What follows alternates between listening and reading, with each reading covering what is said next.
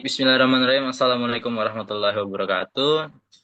Bagaimana kabar teman-teman semua? Di sini kami dari kelompok 2 akan menjelaskan tentang video and animation in language instruction. Our member are me as Muhammad Iqbal, and the second one we have Fatima Zahra. The third one we got Torik Zaki Amonto, and the last one we got Gilang Permadani. Jadi teman-teman semoga bisa menangkap apa yang ingin kami sampaikan dan semoga nanti prakteknya bisa dilakukan dengan lancar dan teman-teman bisa melaksanakannya dengan baik. Baik, selanjutnya akan dijelaskan oleh Torik. Oke teman-teman, materi yang pertama akan kita bahas di sini adalah definition of video and animation.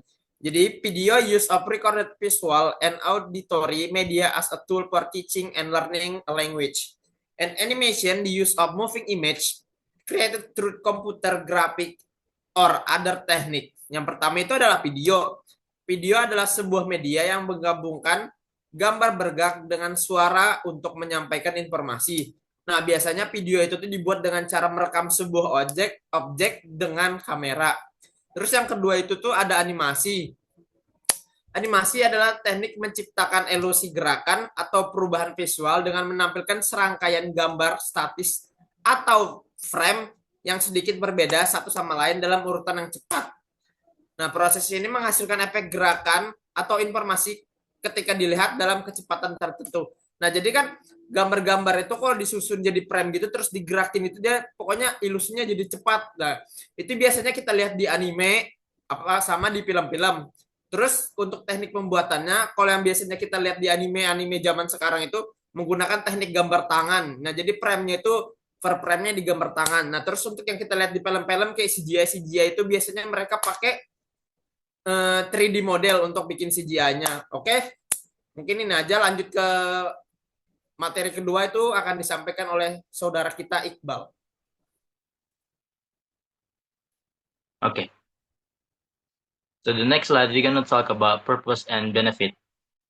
Jadi kita selanjutnya akan membahas tentang manfaat dan tujuan belajar menggunakan video dan animasi. So the benefit is the first one is increased engagement, yang dimana dengan menggunakan audio dan animasi ini meningkatkan keterlibatan para siswa.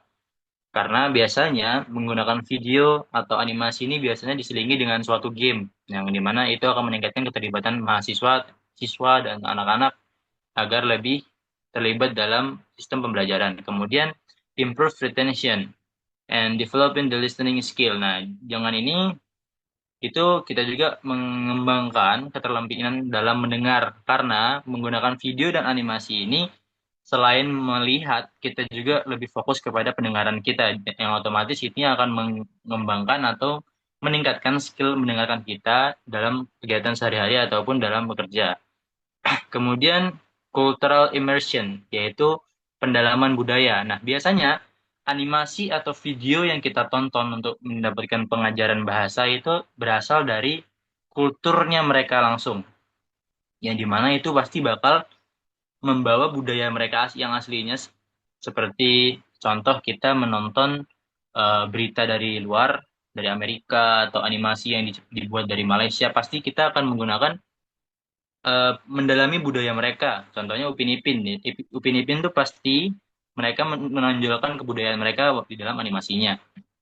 Kemudian the purpose of audio animation and video is the first one to create a more engaging and motivating learning environment. Nah, jadi dengan video dan animasi ini belajar menjadi lebih menarik dan memotivasi karena belajar pasti akan lebih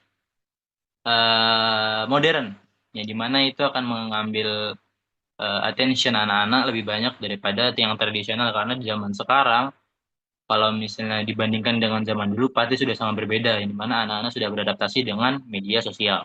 Kemudian to provide authentic language exposure seperti yang tadi di atas untuk memberi paparan bahasa yang otentik dari suatu negara tersebut atau dari native speaker mereka.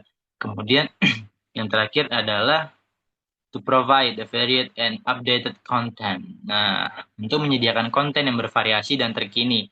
Nah, dengan video atau animasi itu biasanya mereka menggunakan topik-topik yang masih terbaru dan masih fresh. Jadi mereka akan membuat animasi dan membawakannya untuk diedukasikan kepada khalayak ramai. Next lang.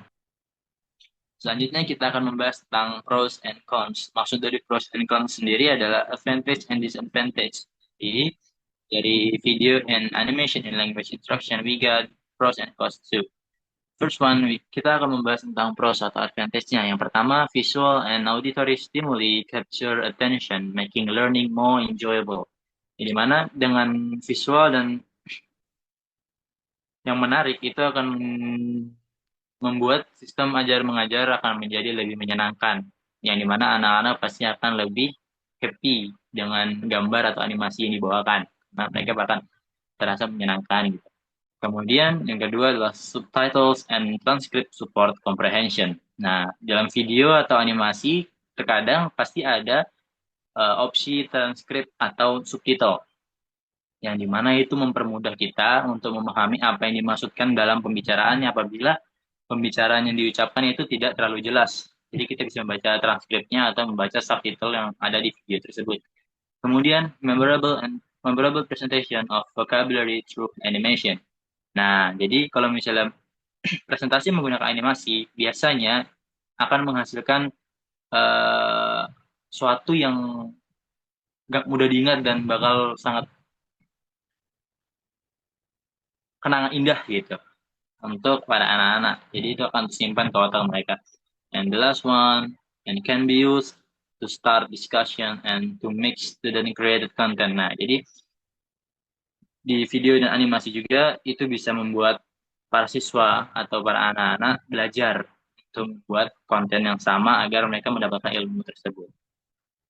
Dan kita juga memiliki disadvantage karena visual video and animation pasti memiliki konsekuensi atau negatif disadvantage atau ketidakunggulan. Yang pertama adalah potential for passive learning. Nah, ini minusnya teman-teman. Jadi kalau misal kita menggunakan video dan animasi, otomatis para siswa itu bakal fokus kepada video dan animasinya dan tidak akan banyak mengobrol dengan teman atau kepada dosen atau gurunya.